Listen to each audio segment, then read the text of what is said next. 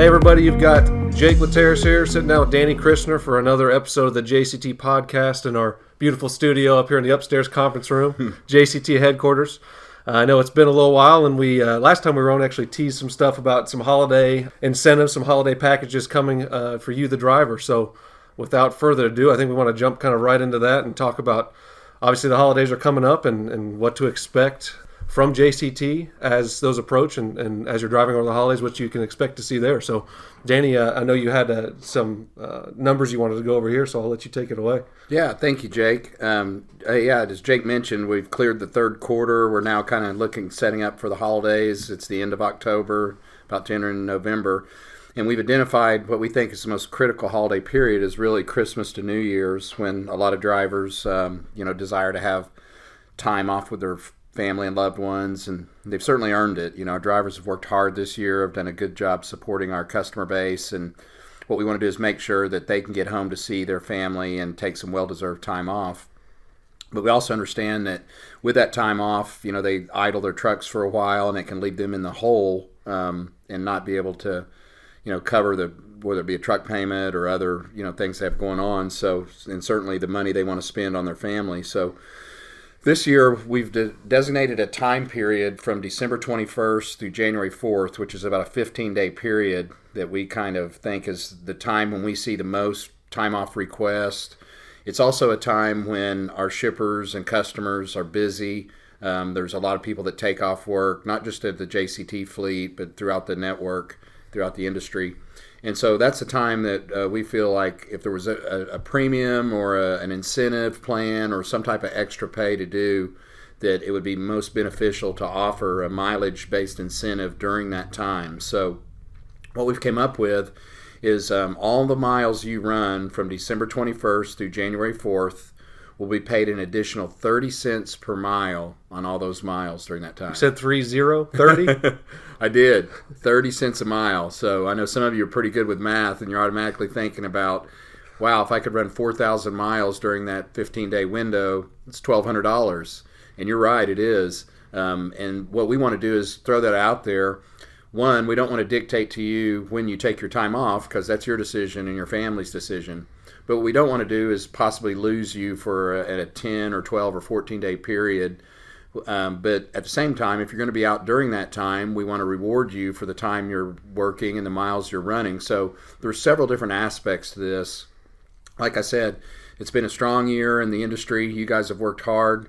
We want to make sure that you're able to enjoy the time with your family but not go in the hole. So really, this is just a pure incentive plan. It's going to be pretty simple. We'll do like a digital T-call that will cut off on midnight of the 20th, December 20th, and then we'll end at midnight, January 4th. And during that 15-day period, all the dispatched and empty miles you run will be paid 30 cents a mile, and that will be paid on Wednesday, January the 12th. And so just like we've paid the retention bonus and the safety bonus, we go back and we look at the miles that were accumulated during that time period. We pay it on a separate line item, on a lump sum on Wednesday, January 12th.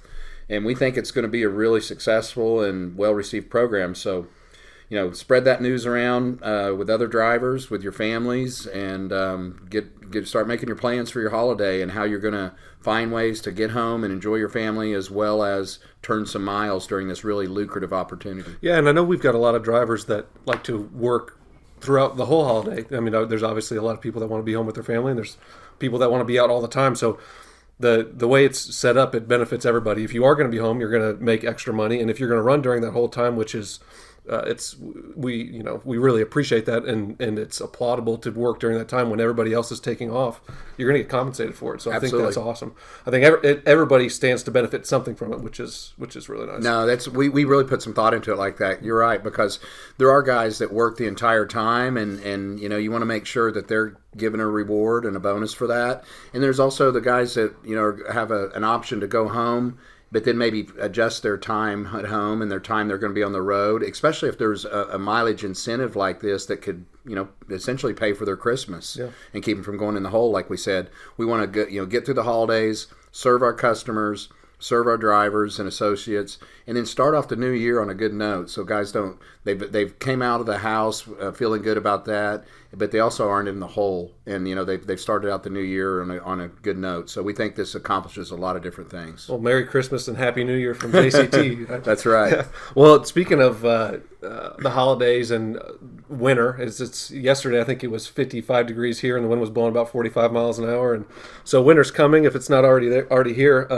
We want to talk a little bit about kind of how maybe our networks changed just a little bit as the markets change, and really where we focus the majority of our lanes and our normal freight mix really is in a desirable part of the country in good weather and in bad. Yeah, and it's a fact. Our network has really compressed more in the southern part of the U.S.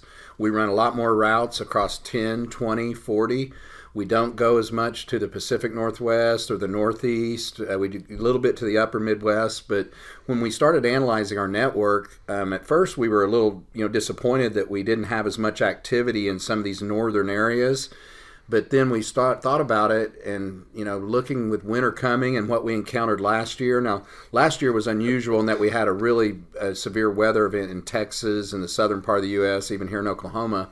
But historically, there's a lot worse winter weather and driving conditions in the northern part of the U.S. Well, in 35 years, had you ever seen anything that happened in Texas last year? Never that extreme. So we at least got another 35 years before that happens again. We'll take that. Yeah, I hope so. But if you look at our network, it really is a southern-based network. And, when winter hits, there's a reason birds fly south for the winter. Snowbirds go south for the winter if they can. The founder and owner of our company goes to Florida, South Florida for the winter, John. And so we want to make sure that drivers, not just our existing drivers, but even new drivers that may be hearing about our company or considering coming to JCT, come home for the winter, really, and run the southern part of the U.S. And while I can't guarantee that there's not going to be some adverse weather across 40 or 10 or even here in Oklahoma, there will be at times. But I promise you, there'll be less adverse weather in the southern part of the U.S. than there is in the northern part. Yeah, where we hang out, we like the we nice like the weather. south. Yeah, so and long haul miles. East and west, a lot of California, and it's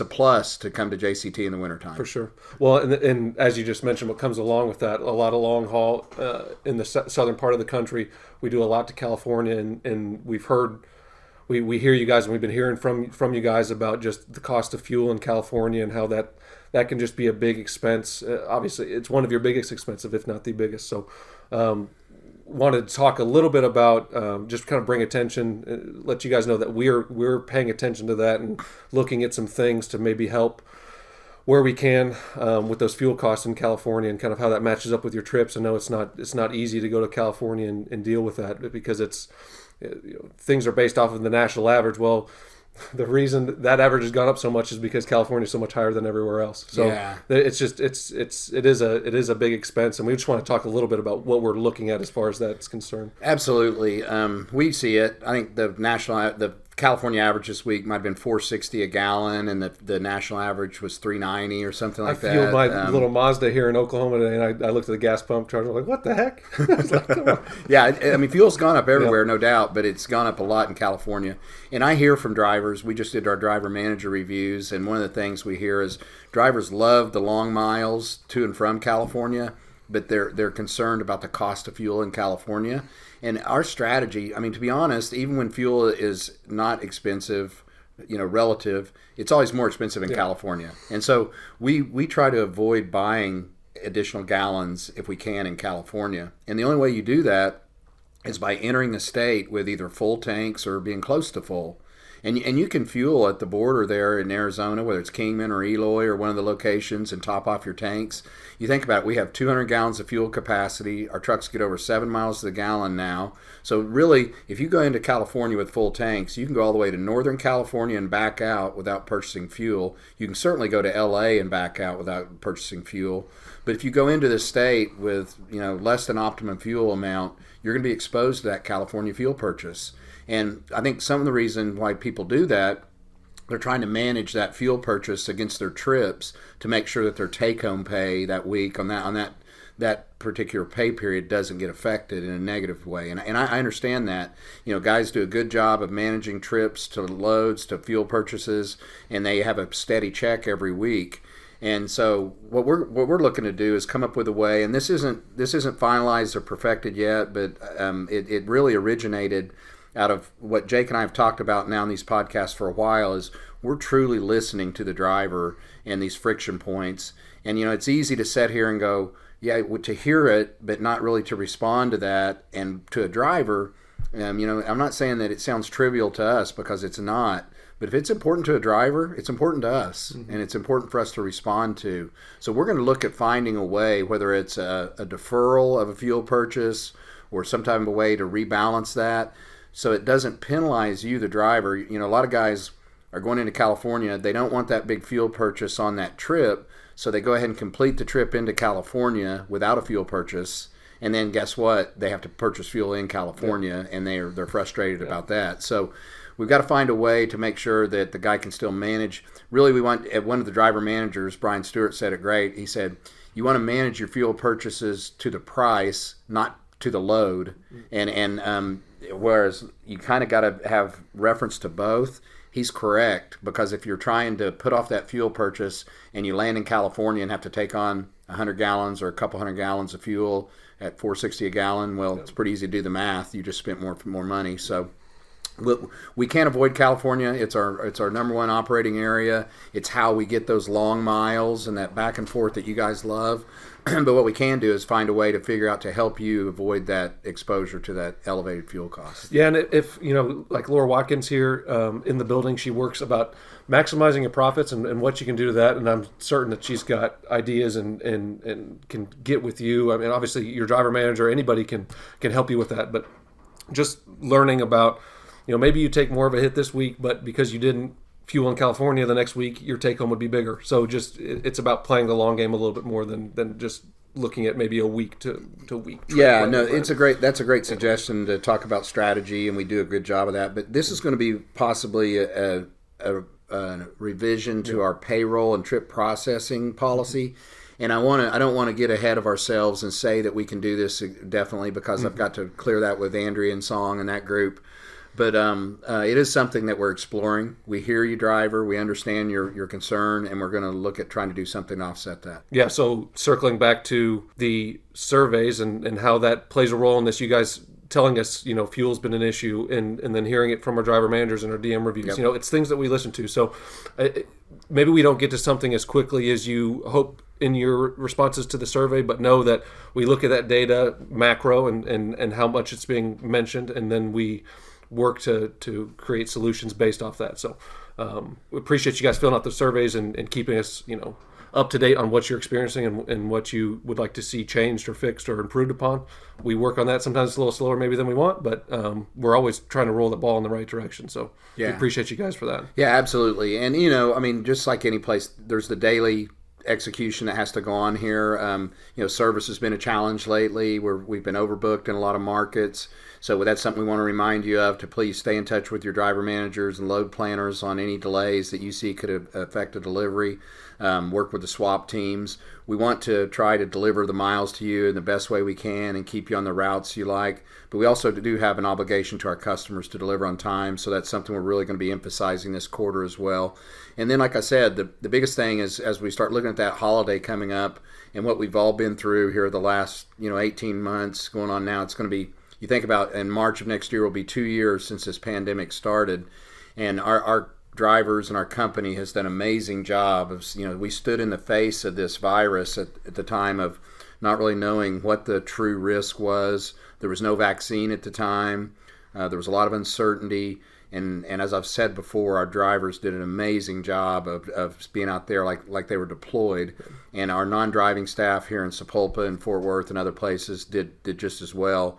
Now, I know that there's some policy out there that could potentially cause a little friction at different locations and customer locations. And as we encounter that, what we like to say is, we, the company, respect your decision to make your own personal choice on healthcare decisions, not just on the COVID vaccine, but everything. I mean, it's your right You should have privacy and freedom of choice on your healthcare decisions, not being mandated or dictated by not just a government, but by another private company, a business. Even if that business is our customer, I mean, if they want to enforce that policy on their employees and mandate that on their associates, that's their prerogative. But that doesn't mean that they can force that onto us or other independent contractors. So we feel strongly about that as we get into that here next month. We'll be monitoring that, and we want drivers to be sure and give us any feedback or information that you're seeing or hearing that makes your daily work more difficult, because we'll be on that immediately, and just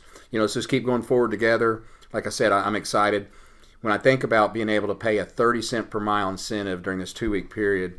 A few years ago that really probably wasn't possible. Just because of the way the markets were and the situation. But now, I mean, that's a reality. And cumulatively, we run that, that may be applied to 3 million miles by the time it's said and done, or more here at the company, depending on how many miles we do run. But the drivers deserve that. Yep. And I want them to be able to take their time off, but still help us maintain our network to a level that we don't just collapse during the holidays, and that drivers don't come out of the holidays so far in the hole. And this is a way to really kind of, as I said before, and we talked about, to offset both areas. Yeah, and the supply chain is the hot topic in the national news right now. But as you know, and as we know, it's been going on for a long time. So, so we appreciate it this whole time, not just now when it's the hot topic. Absolutely, it's national news now. But like I said, we've been delivering this freight and working 24/7 since even before, during, and after this pandemic. We've been there, and we will continue to be, and that's because of you, the drivers out there that make the sacrifice and put together the hard work and do what you do. We love you. We appreciate you. We want to make sure, we want to get you home for the holidays, get you paid, get you back out rolling, and make sure that we start have a great end to 2021 and roll strong right into 2022. Yeah, and if we don't talk before, Merry Christmas, Happy Holidays to everybody. Enjoy that extra 30 cents coming your way. And we may talk before then, but if not, we'll talk to you after the holidays and go from there. So we appreciate you guys. Thank you guys. Appreciate what you do.